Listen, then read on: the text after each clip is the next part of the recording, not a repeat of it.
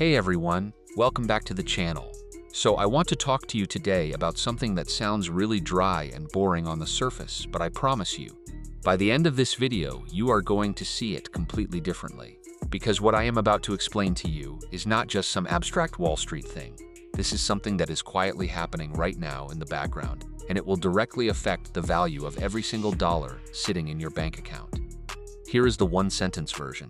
The US government may be deliberately trying to weaken the dollar, and they have a very specific plan to do it using gold that has been sitting in a vault since 1973, valued at a price that makes absolutely no sense anymore. Now I know what you are thinking. Gold? Isn't that the thing your grandparents bought? Why does that matter? Trust me. Stick with me for the next 10 minutes because this is one of those things where once you understand it, you genuinely cannot unsee it. Let's get into it. The man with the plan. Let me introduce you to a name that almost nobody outside of finance has ever heard of. Steven Miran. Back in November 2024, while he was still working as a private sector strategist at Hudson Bay Capital, Miran published a document. The title was A User's Guide to Restructuring the Global Trading System, which honestly sounds like the most boring document ever written. But the ideas inside it were genuinely radical. Here is what he argued. For decades, we have been told that the dollar, being the world's reserve currency, is America's greatest superpower. The French even had a fancy phrase for it. They called it the exorbitant privilege. The idea being that America gets to borrow cheaply and print the money that everyone else in the world has to actually go out and earn. But Miran completely flipped that idea on its head. He said actually, it is not a privilege at all, it is a burden, an exorbitant burden. And here is his reasoning. Because the whole world needs dollars to trade, America is constantly forced to supply them by running permanent trade deficits, which keeps the dollar artificially overvalued all the time. And an overvalued dollar makes American exports really expensive for the rest of the world to buy. But it makes imports into America artificially cheap. So over time, what happens? The well-paying factory jobs slowly disappear, manufacturing hollows out, and the trade deficit just becomes a permanent fixture of the American economy. So in Miran's view, reserve currency status is not a blessing. It is actually slowly hurting America. And his solution? Deliberately weaken the dollar. Now here is where this stops being just an interesting theory and becomes very real very fast. In January 2025, Steven Miran became the chair of the Council of Economic Advisors, basically Trump's top in-house economist. The man who wrote the blueprint for weakening the dollar walked straight into the room where that decision would actually be made. The toolkit. So how do you actually weaken a currency without causing complete chaos? Because you obviously cannot just hold a press conference and say, hey everyone, the dollar is being devalued by 40% starting Monday. Markets would absolutely shatter overnight. So instead, Miran laid out a quiet toolkit, a set of levers that could be pulled gradually without ever making a single dramatic announcement. The first lever is tariffs. Now, most people think of tariffs as just a tax on imported goods. But in Miran's framework, tariffs are actually a negotiating weapon. They reduce the flow of dollars going out to foreign central banks, which eases upward pressure on the currency. And they force trading partners to come to the table. The historical model here is something called the Plaza Accord of 1985. Back then, the major economies all agreed to coordinate a deliberate dollar devaluation, and the dollar fell roughly 50% against the yen and the Deutsche Mark over just 2 years. People have started calling Miran's version the Mar-a-Lago Accord. Same idea, but with one big difference. In 1985, everyone agreed voluntarily. In Miran's version, the tariffs are the stick that forces cooperation. The second lever is the debt itself. There have been serious discussions about restructuring US borrowing into ultra-long bonds, even 100-year century bonds, that would push refinancing pressure decades into the future. Now, to be clear, century bonds are still just a floated idea and not actual policy yet. The longest bond the Treasury currently issues is still 30 years. But the third lever, this one is very real and very much already in motion, and that is quiet coordination between the Treasury and the Federal Reserve. Analysts who have read Miran's paper estimate that genuinely rebalancing the US trade deficit would require the dollar to fall somewhere between 30 and 40%. You cannot engineer a move that size unless the central bank is willing to play along. Which brings us to the most interesting part of this entire story. The number that should shock you, okay? I need you to remember one number, $4,222. That is the price at which the US Treasury officially values its gold right now, not the market price. The official statutory price that was set by law back in 1973. The last formal link between the dollar and gold before that system was completely abandoned. And here is the thing. That price has not been changed in over 50 years. Meanwhile, gold on the open market right now is sitting at around $4,330 an ounce. up nearly 31% in just the past year alone. So let me show you why this matters so much. The United States holds roughly 261.5 million ounces of gold. At that ancient 1973 statutory price, the entire national gold hoard is officially valued at about $1 billion on the books. But at today's actual market price, that same gold is worth around $1.13 trillion. That is a gap of over $1 trillion sitting completely frozen on the government's books because of a number that nobody has bothered to update since 1973. Now here is where it gets really interesting. If Congress or the Treasury simply revalued that gold to match today's market price, the Treasury can issue new gold certificates to the Federal Reserve at the higher value.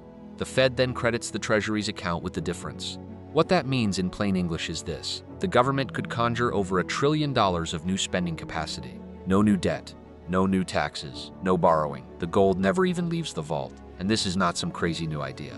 Franklin Roosevelt did exactly this back in 1933. He revalued gold from $20.67 to $35 an ounce almost overnight. And that instantly gave the government the firepower to fund the New Deal. The precedent is over 90 years old. And on the 1st of August 2025, the Federal Reserve published a staff note specifically studying how other countries have used gold revaluation to manage their debts. The Fed was formally on paper examining this exact mechanism, what the big institutions are doing. Here is something that I think tells you everything you need to know about where this is all heading. While most ordinary people are focused on the stock market and their savings accounts, the world's biggest institutions have already quietly cast their vote. In a report published on the 2nd of June 2026, the European Central Bank revealed something that genuinely stopped me in my tracks. Gold has now overtaken U.S. Treasuries as the single largest reserve asset held by the world's central banks. Gold now sits at 27% of global reserves. U.S. Treasuries have slipped to just 22%. A year earlier, those positions were completely reversed. Gold was at 20% and Treasuries were at 25%. Now, before you panic, some of that shift is just maths. Gold's price went up, so its share of reserves rose automatically. If you valued gold at 2023 prices, Treasuries would still be number one. But the direction of travel here is impossible to ignore. Central banks around the world now hold more than 36,000 tons of gold, levels not seen since the Bretton Woods era collapsed in the early 1970s.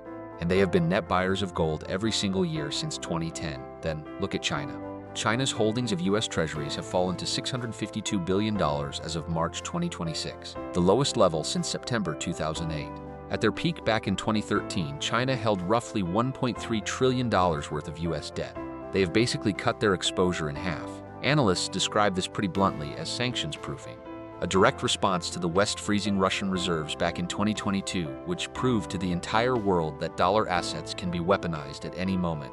So the institutions are quietly moving away from the dollar in the background, while the headlines keep obsessing over a dramatic collapse that is not actually coming. The date to watch. There is one more piece of this puzzle that turns a slow background trend into something that actually has a countdown attached to it. A woman named Judy Shelton, a longtime gold advocate and former Trump advisor, has proposed something called Treasury Trust Bonds. These would be 50-year bonds where at maturity the holder gets to choose. Do you want to be repaid in dollars or in a fixed weight of gold? A soft, quiet reintroduction of gold into the financial system through the back door. And the date she has floated for potentially issuing these bonds is the 4th of July 2026, America's 250th birthday. Now, to be clear, this is a proposal, not confirmed policy. It has not been announced as something that is definitely happening. But think about why the pressure for something like this is building right now. The U.S. national debt stands at $39.16 trillion. The annual interest bill alone has blown past $1 trillion a year. That is roughly $3 billion every single day just to service the debt before anything else gets paid for. Interest payments have now actually surpassed defense spending as one of the federal budget's biggest line items. Second, only to Social Security. And they are on track to overtake Medicare entirely by 2028.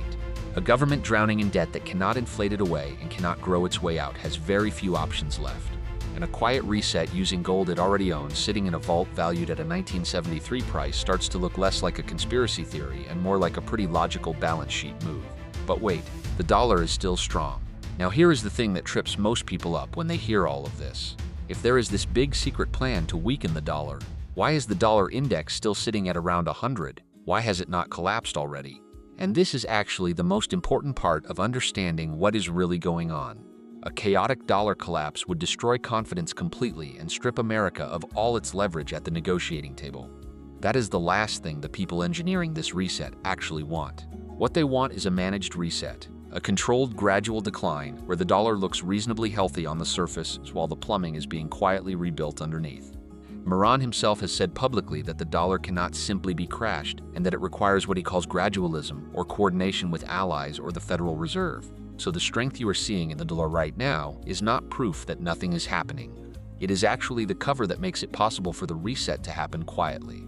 Goldman Sachs, JP Morgan, MUFG, they all entered this year forecasting the dollar to fall into the low 90s on the index. Every single one of them was wrong because they were watching the wrong thing. The story is not about a collapse. It is about a quiet, deliberate, managed transition that most people will only understand after the fact. What this means for you, so let us bring this all the way back home to what actually matters for your day-to-day life. If the dollar is deliberately devalued over the coming years, the real cost of that will show up not in the news headlines, but directly in your purchasing power. A weaker dollar means more expensive imports. It means stickier inflation that does not go away. It means the quiet, slow erosion of every dollar sitting in your savings account. A gold revaluation does not show up as a breaking news alert. It shows up as the slow, steady rise in the cost of everything you buy every single week. The institutions that have been quietly buying 36,000 tons of gold are hedging against exactly that outcome, while the ordinary saver holds cash and watches it slowly lose value in real terms without ever quite understanding why. This is effectively the most regressive tax imaginable. It hits the people with savings hardest, and almost nobody voted for it. Now, I want to be really clear here. I am not saying you should go out and buy gold tomorrow based on this video. Please always do your own research and speak to a qualified financial professional before making any financial decisions. But what I am saying is this. The era of taking a strong, stable dollar completely for granted is quietly coming to an end. And the people who understand what is happening early, even if they are not sure exactly when, will be in a very different position from the people who only find out about it after the fact. So that is where we are right now. A man named Steven Miran wrote a blueprint for weakening the dollar and then walked straight into the White House. There is over $1 trillion of frozen gold value sitting on the government's books valued at a 1973 price just waiting to be unlocked. The world's central banks have quietly shifted from treasuries into gold in a way we have not seen since Bretton Woods. And a possible July 4th, 2026 date for a soft return to gold-backed bonds is sitting out there in the background. Does this reset actually arrive on schedule? Or does a strong dollar and a hawkish Federal Reserve under the new chair Kevin Walsh hold the line and keep the whole thing parked for another few years? I would genuinely love to know what you think. Drop your thoughts in the comments below. I read every single one. If you found this useful, hit the like button. It genuinely helps more people find this content. Subscribe if you are not already so you never miss a video like this one. And I will see you in the next one.